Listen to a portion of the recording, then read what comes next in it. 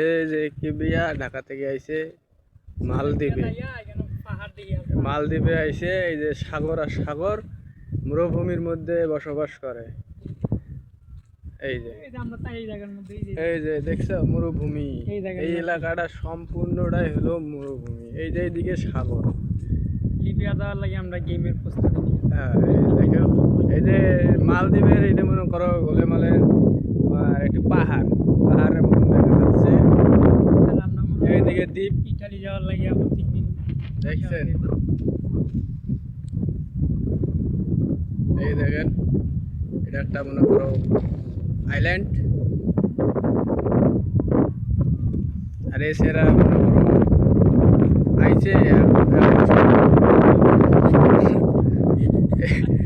আইছে কাজ করে, কোনো বেতন কম। দালালে